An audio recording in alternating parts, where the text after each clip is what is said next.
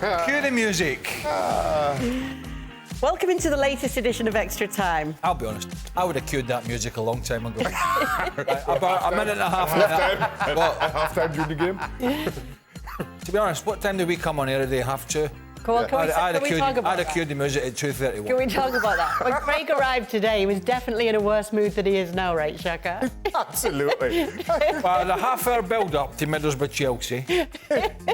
Wasn't expecting much. It's like, if this game is one-sided, let's not even bother to show the second leg. Let's just not even bother. Listen, if Chelsea had won 4-0 here, which I know having watched them is a big ask, maybe rather stupid of me, I would have petitioned somebody here at this company that we didn't even show the second leg live.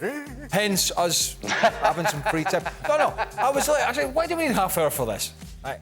I went away a half hour for, and then I thought the game's going to be absolutely mince, which it wasn't actually. It was all right. It wasn't the greatest. And then, you know, the Arsenal were unlucky yesterday, set me off on another one. That set me off because I heard somebody at the game, not mentioning any names, saying, oh, Arsenal could have been in there. They were a bit unlucky. No, they were not unlucky, right? They were not. Mikel Arteta, claptrap, switch it off, put it down. So I was off on a bad one. Do you know what made me all right, though? When I had my soup. I brought soup in a flask. Once I had that... That's the key here. Well, at least you could get the lid off today, Shaka. Listen, when you see me coming in and I'm a bit, what can I say, on edge. Yeah. Is that fair? That's very fair. You've got some soup If lying you got some soup. And then you said, what was it you said? Oh, they're tired. That's my nether spark. Tired. A championship team, I didn't want to go against him, but a championship team's allowed to be tired, aren't they, with all the games they play in that league? People were tweeting me and their millions going, tired? Tired? Nonsense. So there was all these chain of events set me off. The first one was getting up this morning. The second one was the emails from the producer, and it sort of spiraled up the way into a combustion chamber. It doesn't take much, does it? What? Getting you on your spiral. It's a spark. Soup and knowing that Frank Leboeuf was coming up on the show tonight made him a lot happier, Then Frank was texting during the game, me and Shaka, as if we gave a stuff. Tell me, Frank. Oh, come on. Can I have the first question today? Okay. If you allow me. There's only Shaka, one question. I'm watching the David Beckham series right now, and on the second episode, it's about the '98 World Cup where he made that stupid move against Simeone. Simeone, thank you. Yeah. And he comes back to England where he's been hammered by all the fans. He was a disgrace. Some people have bad words, and that's unbelievable because I was in England, but I didn't realize that it was that huge. The first game that he plays away from home, it's at West Ham. And I saw fantastic Shaka with his fantastic shirt. How did you feel when he came on, when you came all together in the stadium? The hate of the fans and how he was handling the pressure of that. I'll be honest, Frank, I wasn't bothered. I wasn't interested at all. So I'd only just signed for West Ham.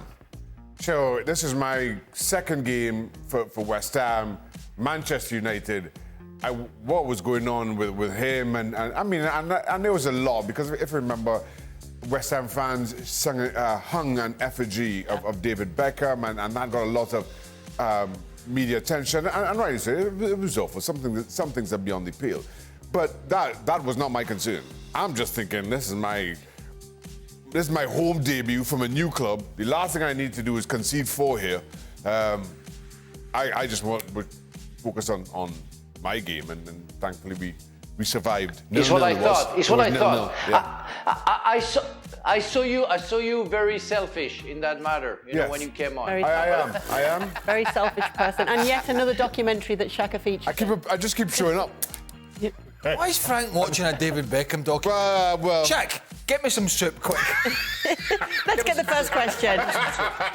For the former Chelsea boys, how big of a disaster could it be if they don't advance from a two-legged tie against a championship side? Oh, it's not a problem. Let me step into... Let me just... Step into your zone of positivity. Go into your boudoir. Go into your zone of positivity. Welcome into the ESPN FC Positivity Chelsea Corner. Aren't they doing fantastic?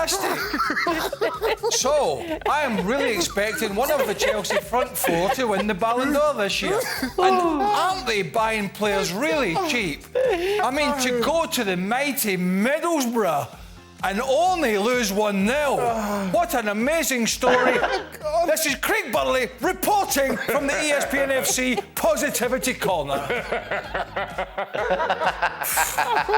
Follow that, Frank. Well, I couldn't be more positive than that, so I will be very negative. If they don't get out of the, if they don't qualify, I think the fans have to be very upset with the board. Not the players, because the players have been picked, they're not good enough, and we all know that. The coach cannot, I would say, do more than he tries, but fans have to get crazy about the board. I think it's enough is enough. If they don't go through against Middlesbrough, with all due respect for your almighty club, the fans have to react, because it's becoming really, really shameful, and people are seeing it. They're really seeing it. I'm not doing that every show, by the way. I'm not going over this. Not on my contract. Contract? We got a contract? I don't know, but I'm not doing that. I just keep showing up. Huh? I just keep. I'm stressing the director out. Because, I mean, he's got to fudge a camera about... Yeah, no lighting. I'm going to put some lights over there for you. I like that more, the silhouette. I don't put any lights, I'm scared they'll shine on my head. All right, let's move on then. Apparently, Xavi has told Barca officials that he does not want the club to sign Joao Felix for the 24-25 season. What is it about the talented player that turns managers off? I don't know, man. I can see that, but, you know, maybe Laporta said, well, will you be here in the 24-25 season?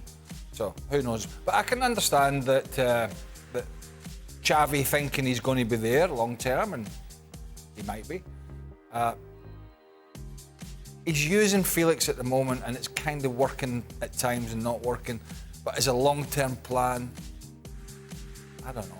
I like Joao Felix as a player, I really do. I don't understand why he can't seem to find a home or find a rhythm. But to Craig's point about, you can say that about anybody at Barcelona. Nobody's been great. Yeah. So, you know, I don't know if it's something about, given Barcelona's financial situation, that too much of it will be tied up in Joao Felix, and he's got other plans, looking at other players. I don't know, but just pound for pound, I like Joao Felix as a player. For Frank, who was better in their prime, Ribéry or Pires? Wow.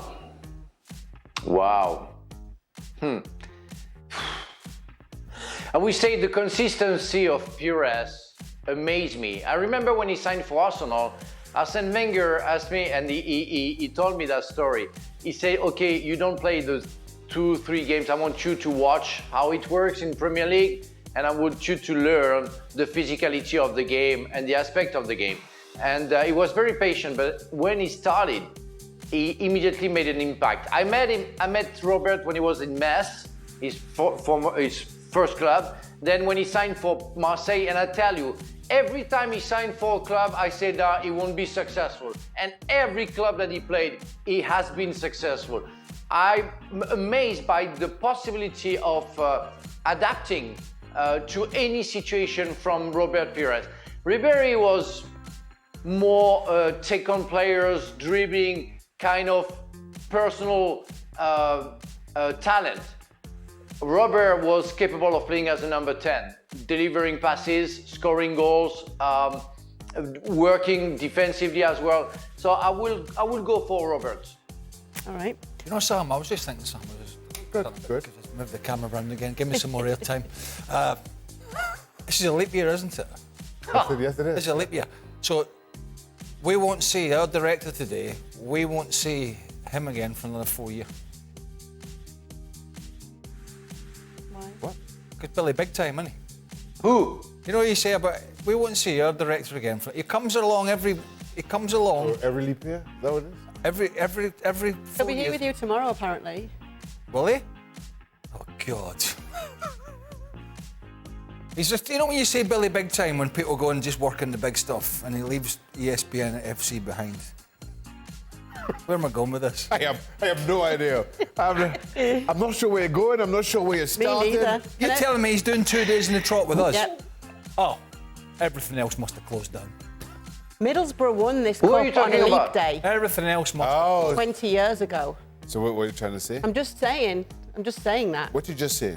Middlesbrough won the Carling Cup then, the EFL Cup, on the 29th of February in 2004. So you're saying? It was a leap year.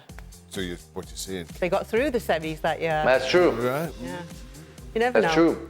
Okay, has the crew ever seen any of their teammates being frozen out of the team? And if yes, did they support that decision or feel that the player was wronged?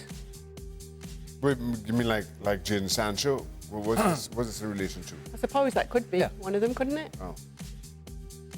Can't think of anybody being frozen up like that. No. You know you go against the manager, you're going to get frozen out. So if that's the decision you make, that's on you. Everybody knows that. I never saw a player. Well, I probably did. I did. I mean, I was frozen out. A few of us were frozen out at Derby at one point, right at the end. But it's probably a bit of faulting up and my side as well. Maybe just a little. Did your teammates all riot for you, Craig? What? Did your teammates all riot to get you back in the 11? Well, it wasn't just me. Ravanelli was involved. I won't go into it. But I did see a player go missing once. It's quite funny, actually. At Celtic. Actually missing. So we signed... Whispering in my ear. We signed... I got it too. Did you, Shaka? Yes, I did. Have I got a secret admirer in my ear? I'm worried now. I'm worried. I want a police escort. Get into the car park. Hurry him. I'm telling you. So, Mark Viduka signed for Celtic. And he went missing. Why are we laughing at this? No, Wait, I can't tell that story now. I've got a secret admirer. Oh my goodness. All right. Frank. No, nobody. Next question. I think Frank got the whispering. Well, all right. Shaka, how was the trip? Did you get some time to stand in the surf and stare out over the ocean thoughtfully? No, not this time. I didn't make it to the ocean. Please don't Good roll though. that. Yeah, please.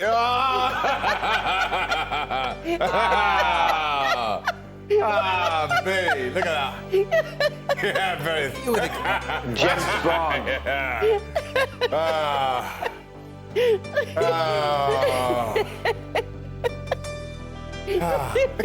Music is good too. Music's changed since last time. The music, I tell you what. Those were the days.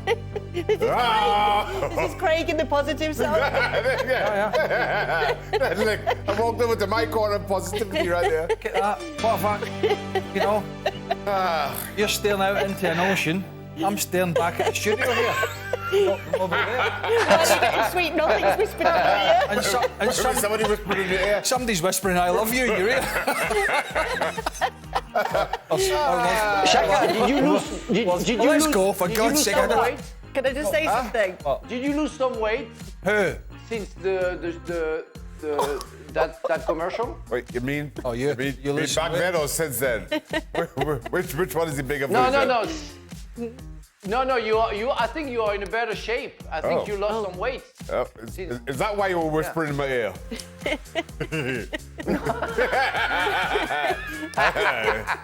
Can I just say, Shaka, to end the show, he's done a complete 360. He's done how a he came complete in today. 360. What do you mean how I come in today? This is I told you I was on the edge. Let's, All right. I'm going to call the calf and tell him load up on soup tomorrow. Every kind of soup you have. I told you it helps when you let them know that the soup was good. That's right. There you go. All right. We'll see you next time on Extra Time. only homemade soup that takes me off the edge. Oh. All right. We come armed with soup. And people whispering in my ears. Dan, there's your warning. Bring some soup tomorrow for Craig Burley. See you then.